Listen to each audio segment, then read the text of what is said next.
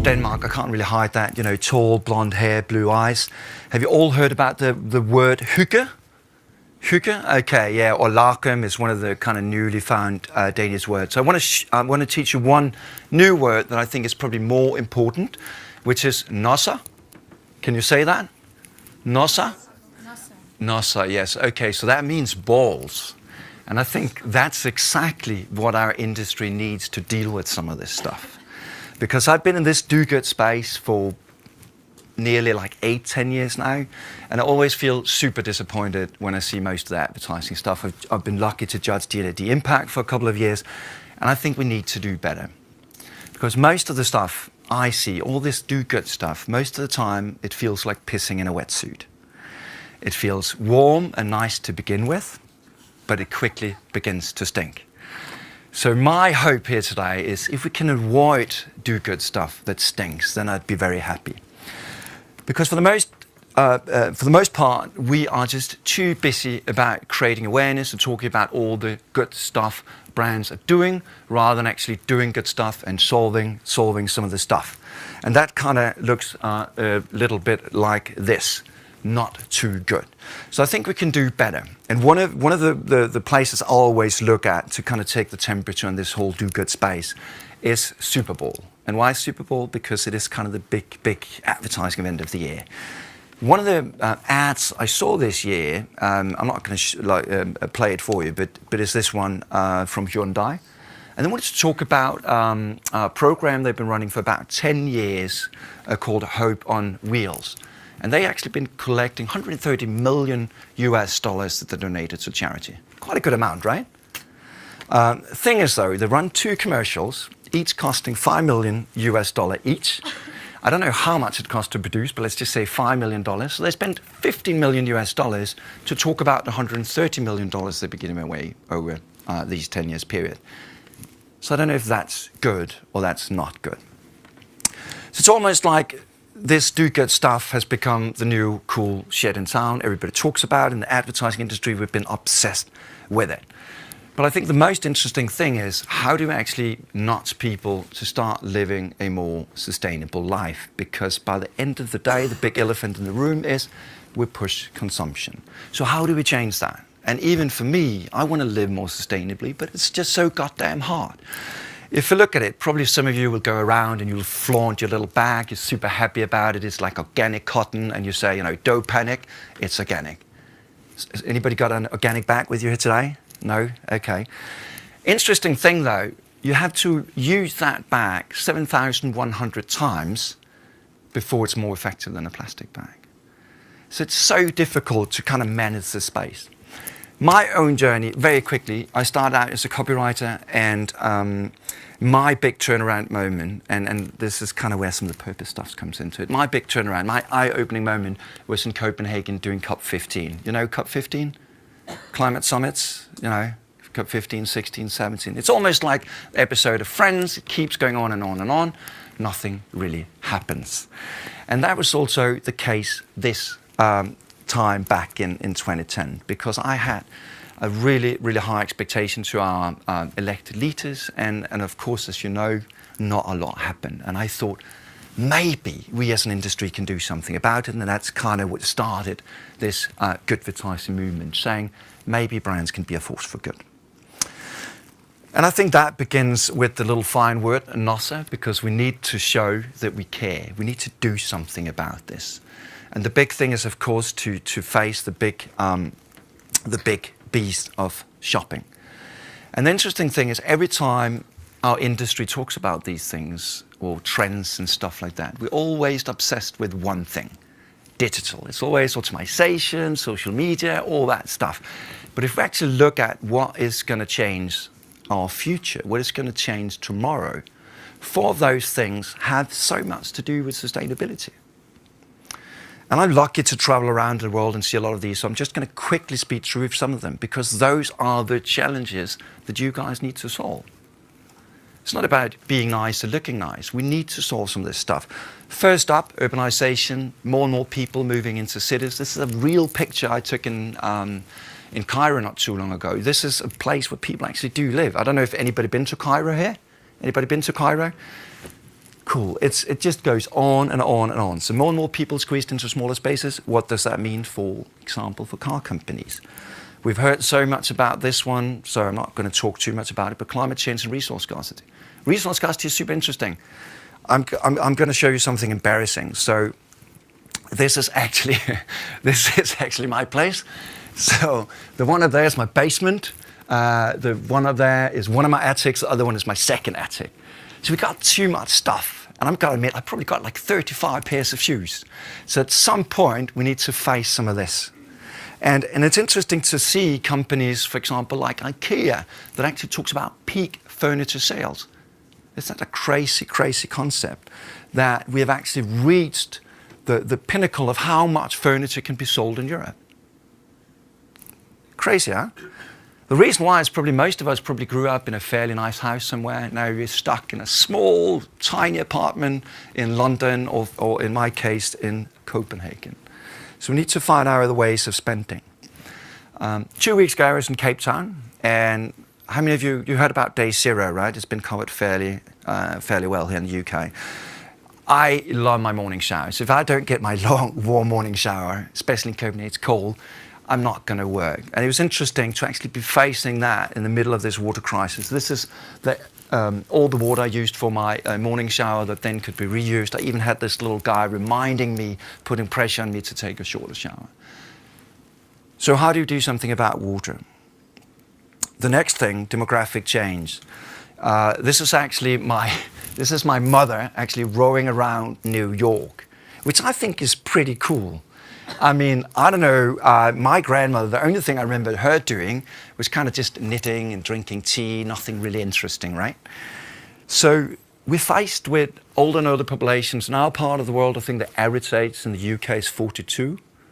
In places like Mozambique, it's 17. So in one place, it's education, it's jobs, here it's healthcare. Talking about Mozambique. And the thing is, again, if we look at consumption, I think it's interesting to see how this is changing. I mean, we so often focus on the 1 billion people that live our kind of fortunate lives, but we see an economic shift towards emerging economies, and that's also super important. If you're at one point bored at work, this is a really good place to look for fun stuff. Rich kids on Instagram, it really kind of shows how people can flaunt their wealth. So the one thing we need to solve as an industry is this consumption drive. And in a way, it's crazy that we're still telling the good, same old stories again and again. That kind of reminds us a little bit about this photo. Like taking the 60s, 70s, it's still the same stories. When I was 14, my biggest wish was a boombox. Do you know what a boombox is? You know, one of those things. I had like a CD player on top, there's 2 cassette tapes. And I nagged my parents to get this boombox. My parents are public school teachers, so they don't really kind of get that whole thing with the boombox, so I really had to nag. Fast forward to my niece, my brother's oldest daughter. She just turned 14. Her biggest wish for her 14th birthday was, and she's a tiny, tiny little girl about this height. Her wish for her birthday was jumping out of a plane in a parachute. Isn't that crazy? So we used to buy stuff, but new generations don't buy stuff. They buy experiences. They buy self-realization. And I think that's an important part of what we need to think. We need to think in different models.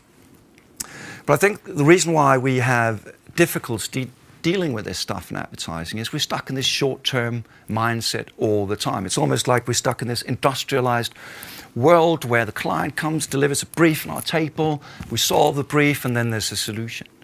But the stuff I talk about, it's long-term. It's big stuff that we need to solve. It doesn't fit with that model of advertising. It doesn't fit with that model of brief solution. So we need to change that system, because so often, I'm going to share a couple of what I call bullshit busters along the line. We really need to solve shit here, rather than just kind of doing the same old. So that begins with what I would call giving a damn. And I really do see quite a massive change happening from a when I started this movement back in 2010, probably one of the biggest things are how advertising stories are changing these days. You used to have the big guys, one of the world's biggest brands, Coca-Cola, now it's the second biggest brand, got beaten off that record by Apple. But when they go out and talk about, Happiness Factory, or right now I think the payoff is Taste the Feeling, something kind of sounding a little bit 80s-like. The thing is, we just don't believe it, because we don't look at them as like the Happiness Factory, but probably more as the Fat Factory. And that gets them on the cover of Bloomberg Business Week. And I really love this little title, Would You Believe I'm Just Big Boned? We don't. So the tip of the iceberg, the advertising story, it doesn't really matter too much. And probably the biggest thing is we don't really have that much control anymore. This little guy does, because people share immense amounts of content. They start a businesses an immense amount. So really need to face this people's century. It's a completely different way of navigating and building brands. And I'm going to kind of talk a little bit about that towards the end, because I'm working on a second book about that. So it used to be back in the days when advertising ruled, and I started in advertising when I was 21. So it was back when you could put out images. It's interesting to see that actually when good old Aldrin went to the moon, he took 5 pictures. Probably what happens, any of you who go to a bathroom, girls and guys, probably end up taking about 37 photos before you got that kind of picture-perfect selfie. Probably also want the right Snapchat filter on it and all that stuff. So what has changed, and why is, because I would claim that good advertising is more effective, that it's more effective to show care for people and planet. And why is that? I think it has a lot to do with people actually hold the power, that brands need to dig into these conversations, and that's why brands has to talk about bigger stuff than just plugging products. I mean, this is probably to the men in the crowd. I don't know how many of you used Axe Musk. I think it's called Lynx in the UK, right? Anybody use that? Lynx? You did, yeah. When I was a young teenager, when you're as tall as me, your body just grows quite unequally. So you're not a really pretty guy at that point. And so I sprayed myself with Lynx because I felt, okay, the chicks are going to come at me. And of course, in the Unilever portfolio, when Paul Pullman talks about all this do-good stuff, it doesn't really look that good. And I'm so happy they changed direction and talked about a serious topic, male suicide. You've probably all seen that campaign. Why does that work? Because it's almost like this space works as a dinner conversation. You sit around the table and the brands need to talk about good stuff, about stuff that we want to talk about. And that's why I really love sustainability, because it really deals with the fundamentals. What is a good life? How do you create a good life? What is a good community? And I think that's why sustainability is so important. Or another one from India. Really a pretty bold campaign in India to talk about men doing any sort of housework. So very bold. You've probably seen this one as well, actually kind of taking on the consumption drive. What I liked about this campaign was not so much a kind of token symbolism of getting us to think twice about it, but they actually succeeded creating an impact because they got people walking outside. Not only did they get people to say they would walk outside, but they made partnerships with state parks across the US. Again, so I think all of us kind of know this stuff, and we should know it because there's nothing new in it. I found this poster from 1970 in the US, and it made me really depressing about our ability to change anything. If the designer is to make a deliberate contribution to society, he must be able to integrate all he can learn about behavior and resources, ecology and human needs. Taste and style just aren't enough. One thing that's interesting, at that point, women apparently couldn't be designers, so it's only a he, but at least they got the environment part. So a bit of a bullshit buster again. So does your campaigns only leave a positive impression, or does it actually solve stuff? Does it really, truly create an impact? That's also why I am so happy that D&AD actually pivoted it into the impact awards rather than just having the white pencils there, because we've got to change all this stuff I talk about. And it matters. You all heard the statistics about people buying into brands that have a strong value-driven drive, call it purpose if you want. But also, it does actually work. This is the latest report from Gun Report that actually proves that good advertising campaigns are more effective. These are the 20 most effective campaigns of last year. 15 of those have a good advertising angle to it. So yes, it does actually make sense for brand and bottom line to do that. The thing is, though, quite often it's not easy, because how do we manage this do-good space? How do you make sure that things happen? I often call it the two-headed purpose monster, because it's so difficult to align this stuff. Because it's not about kicking this little cute puppy a little bit less. It's actually about doing more good. And the most interesting thing I see changing these days are how everything is becoming so transparent. And one of the things I recently saw, I went to a supply chain conference. I had to speak at a supply chain conference. If you ever go to a supply chain conference, it's super boring. It's about people who go to a factory and check that the H&M t-shirt you bought is actually made the place, and the workers are treated the fairest possible way. But one thing I loved, though, there was another one of these tech startups called Provenance.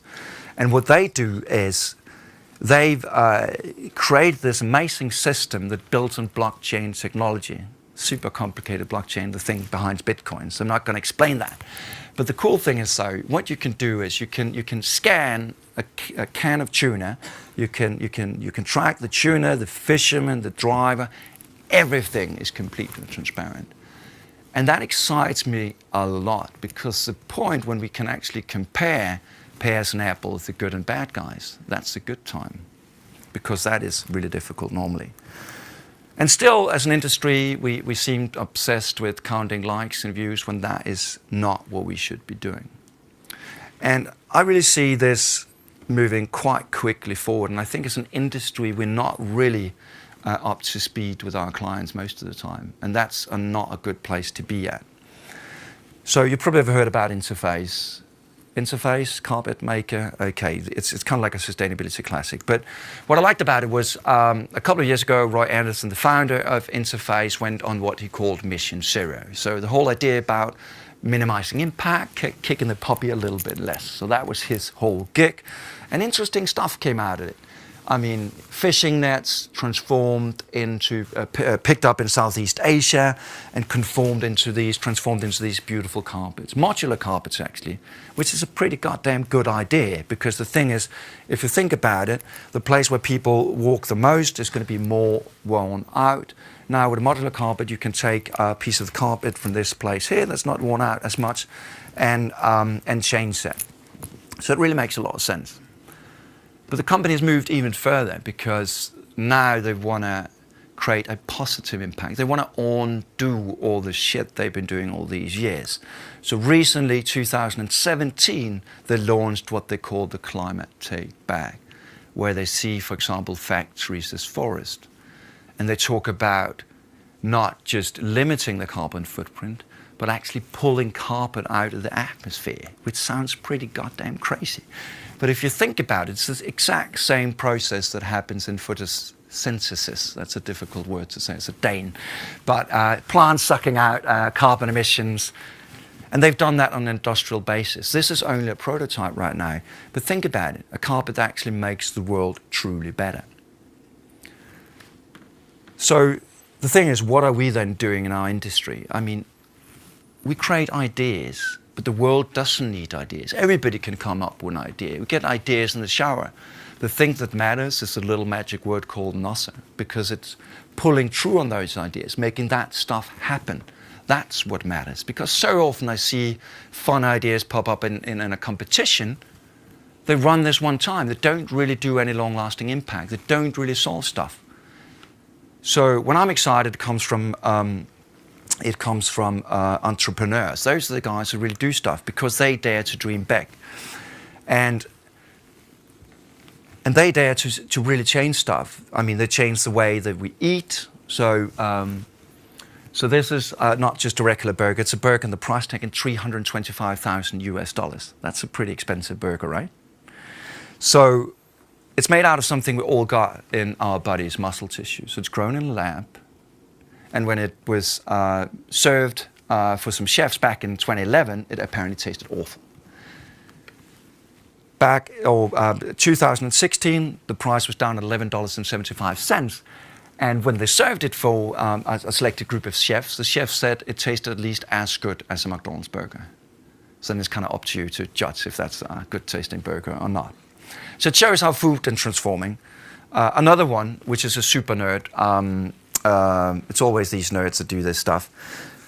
She was waiting for her big day. She was getting married, but she couldn't really get her head around to have a wedding dress and only wear that once.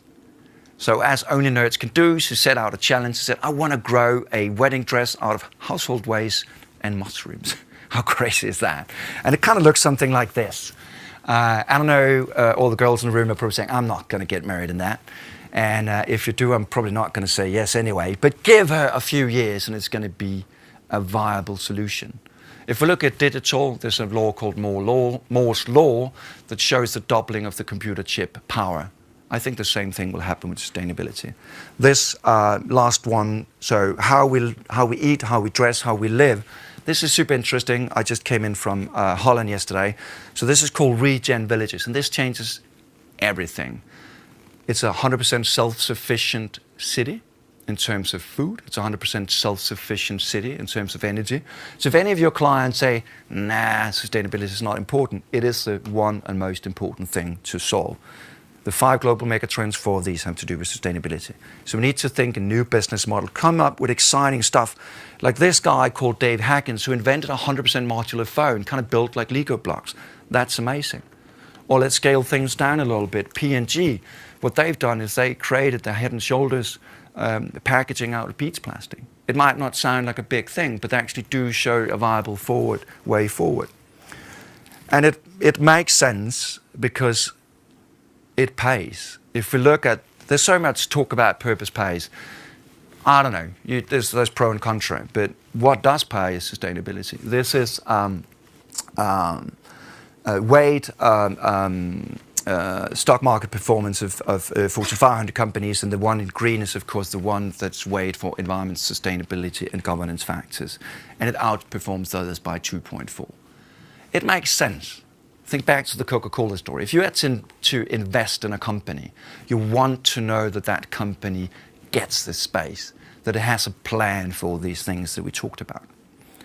And the thing I'm most excited about in terms of where purpose is heading is purpose moving away from this self-congratulatory thing like we do so much good or we save so much water, all the stuff that I introduced with Hyundai.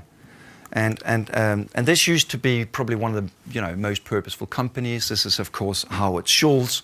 He's been in this space for years. He's on Time magazine because all the good stuff he does, vets, education, all that stuff. The thing is, though, talking about impact, we need to look at the whole picture. They don't pay any tax. So pay the same tax as a sausage, a stand in Austria, or as a blue-collar worker. I think the stats was in the UK. So is this good enough? And one thing that's interesting was kind of referring back to my my brother's oldest daughter. So the young generation, and this is a young woman called Marie Delacroix. She was 24. She wanted to work in Starbucks because he believed in this mission. She believed in the purpose of that company. She didn't get the job, though, because her hair was blue. So diversity doesn't include blue hair, apparently, in Starbucks. Or maybe you just don't want blue hair in your coffee, I don't know. What she did, though, was pretty interesting. She created a completely new model, a micro-franchise model. So she created these coffee bikes, organic coffee, that everybody could kind of take part in. And why is this so interesting? Because if you look at it, opening a Starbucks is only for the privileged few, the ones who've got like $500,000 lying around. I don't have that. So it opens up a completely new way of kind of creating a democratized business, giving everybody a platform to start businesses and run their businesses. And if we talk about purpose, where do you wake up in the morning and you're most engaged and just want to go there and do stuff? Probably if you run your own little coffee bike, right? Where do you get the best service? Probably if it's your own business.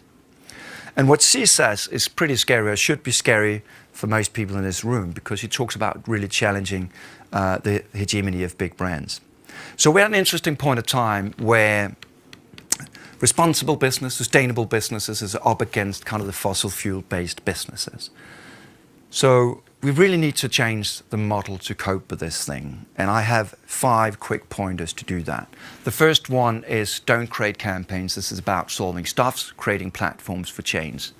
Sweaty balls beat creativity. So remember the little Danish word nosser. Make it as scalable as a virus for good. It needs to be possible to scale this stuff up. Think sustainable businesses like the eco-entrepreneurs. It's not good enough with an advertising idea, not too many gimmicks, and impact, impact, impact. When you have a brief, ask yourself, what is the outcome we want to have? So just to wrap up quickly, you all know this guy, right? No? Yes, Sir Martin Sorrell, the guy that got £36 million a year. Quite a nice pay. I wrote him when I did the research for my book, and I wanted him to talk about sustainability and good advertising, just to get his point of perspective. I got an email back, and it said, too much going on, sorry. This is the real email. It's probably confidential, so if you take a picture, remember to tag him and me in it. I wrote him again because you need to have NASA. If you want to change the world, you need to have big sweaty balls. So I wrote him an even longer email, and he responded with this. Come on. Sorry, just jammed. Why do you share this story? I share this story because what is going to happen after I have been running around in states and trying to share how the world is changing in a more responsible and sustainable direction and how you need to move with it is tomorrow, Wednesday morning, phone is ringing, emails are popping in, and you're going to give me the same response. Sorry, just jammed, too much going on. So I want you to do one thing. I want you to think about the one thing that you can change in your work tomorrow of all the stuff that I've talked about. And actually, even better, probably think about all the stuff that people are going to share from this impact stage, because there's going to be a lot of cool people on this stage. So write one thing down from each session that you want to change, because it's so pivotal that we change this industry, because there's so much great creativity in this room and present in our industry. I just think we use it in the wrong way. So I wish you good luck in kind of changing these behaviors, and do feel free to join the mission and visit the website as well. So thank you so much.